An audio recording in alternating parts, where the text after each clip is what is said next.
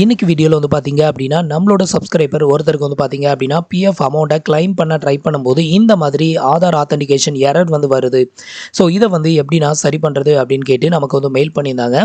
இன்னைக்கு வீடியோவில் வந்து பார்த்தீங்க அப்படின்னா இவரோட ப்ராப்ளம் வந்து என்ன, இவங்க வந்து என்ன தப்பு பண்ணதுனால இந்த மாதிரியான எரர் வந்து வருது, இதை எப்படி நம்ம சரி பண்ணுறது, இதை பற்றின டீட்டெயிலை தான் இந்த வீடியோவில் பார்க்க போகிறோம்.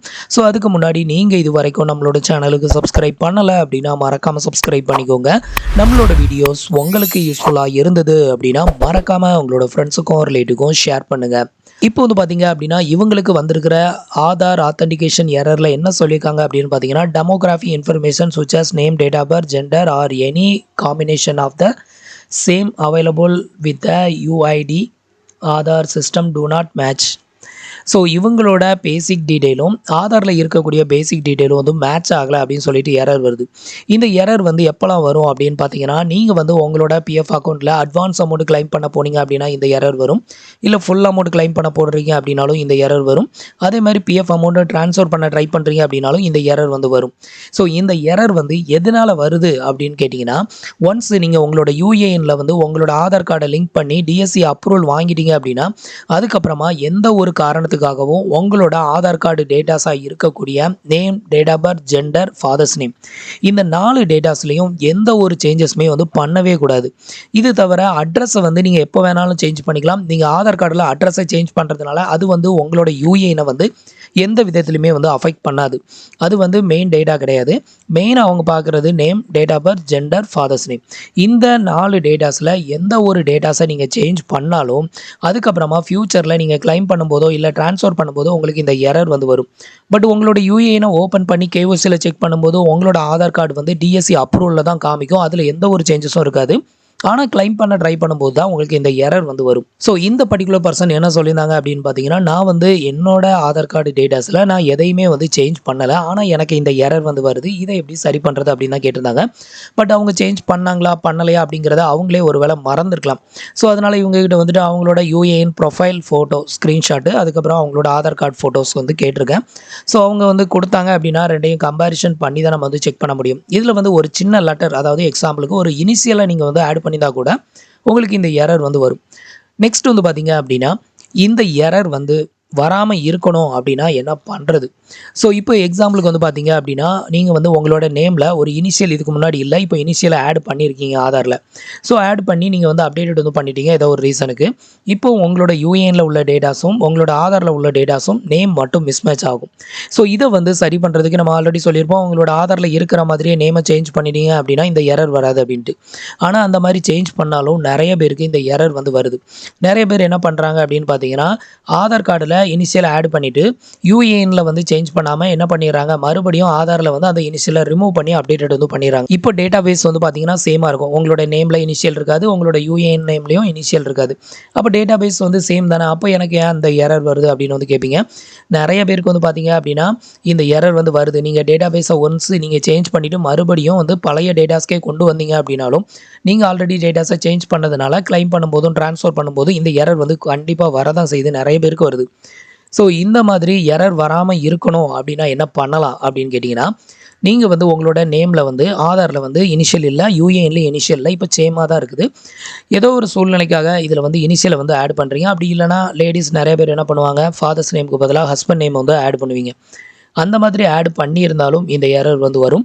நீங்கள் ஃபாதர்ஸ் நேமுக்கு பதிலாக ஹஸ்பண்ட் நேமை வந்து ஆட் பண்ணியிருக்கீங்க அப்படின்னா அதை வந்து ரிவர்ஸ் பண்ணி நீங்கள் வந்து மறுபடியும் சேஞ்ச் பண்ணுறதுக்கு நீங்கள் உங்களோட யூஏஎனில் ஜாயின்ட் டிக்ளரேஷன் ஃபார்மை யூஸ் பண்ணி உங்களோட ஃபாதர்ஸ் நேமுக்கு பதிலாக ஹஸ்பண்ட் நேமை அப்டேட்டட் வந்து பண்ணி நீங்கள் வந்து கொடுத்தீங்க அப்படின்னா உங்களுக்கு பிஎஃப் ஆஃபீஸில் வந்து அதை சேஞ்ச் பண்ணி கொடுத்துருவாங்க. அதுக்கப்புறம் உங்களுக்கு இந்த எரர் வந்து வராது.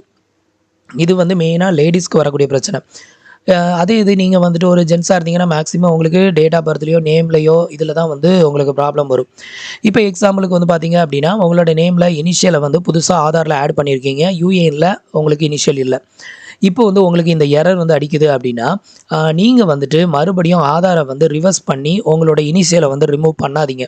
அந்த மாதிரி ரிமூவ் பண்ணால் தான் இந்த எரர் வருது. ஸோ அதுக்கு என்ன சொல்யூஷன் அப்படின்னு பார்த்தீங்கன்னா, நீங்கள் வந்து ஏதாவது ஒரு சுச்சுவேஷனில் நீங்கள் வந்து உங்களோட நேமில் ஏதாவது ஒரு இனிஷியல் ஆட் பண்ணியிருக்கீங்க பண்ணிக்கலாம். இல்ல வந்து ஏதாவது ஒரு ஸ்பெல்லிங்கை வந்து கரெக்ஷன் பண்ணிட்டீங்க அப்படின்னா, மறுபடியும் பழைய மாதிரியான நேமுக்கே வந்துட்டு உங்களோட ஆதாரை வந்து சேஞ்ச் பண்ணாதீங்க. அதுக்கு பதிலா என்ன பண்ணுங்க, இப்போ எக்ஸாம்பிளுக்கு உங்களோட நேமில் இனிஷியல் இல்லாமல் இது வரைக்கும் இருந்தது. இப்போ இனிஷியல் ஆட் பண்ணிட்டீங்க.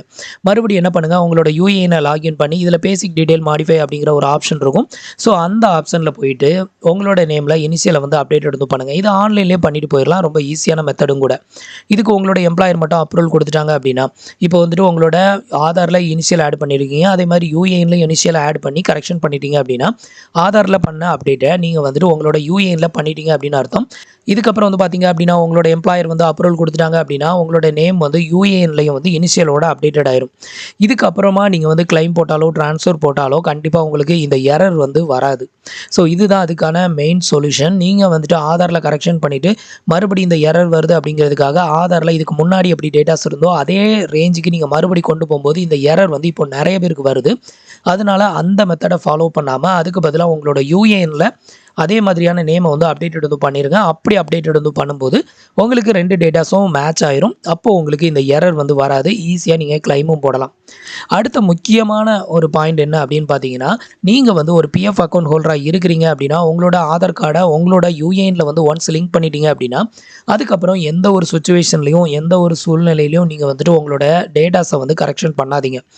எக்ஸாம்பிளுக்கு name, date of birth, gender, அப்புறம் ஃபாதர்ஸ் நேம், இந்த 4 டேட்டாஸையும் சேஞ்ச் பண்ணாதீங்க. லேடிஸ் குறிப்பாக வந்து பார்த்தீங்க அப்படின்னா, மேரேஜுக்கு ஆஃப்டரில் எல்லாருமே ஹஸ்பண்ட் நேம் அப்டேட்டட் வந்து பண்ணுறீங்க. உங்களுக்கு வந்து பிஎஃப் அப்படிங்கிற ஒன்று இருந்தது, உங்களுக்கு பிஎஃப் கட்டிகிட்டு இருக்காங்க, அமௌண்ட் எதுவுமே வித்ட்ரா பண்ணலை அப்படின்னா, ஸோ ஹஸ்பண்ட் நேமை வந்து இப்போதைக்கு அப்டேட்டட் வந்து பண்ணாதீங்க. ஃபுல் பிஎஃப் அமௌண்ட்டையும் கிளைம் பண்ணி எடுத்ததுக்கப்புறம் நீங்கள் வந்து அப்டேட்டட் வந்து பண்ணுங்கள். அப்போது உங்களுக்கு இதில் எந்த ஒரு ப்ராப்ளமும் இருக்காது. அமௌண்ட்டை எடுத்ததுக்கப்புறம் பண்ணிங்கன்னா பிரச்சனை இல்லை.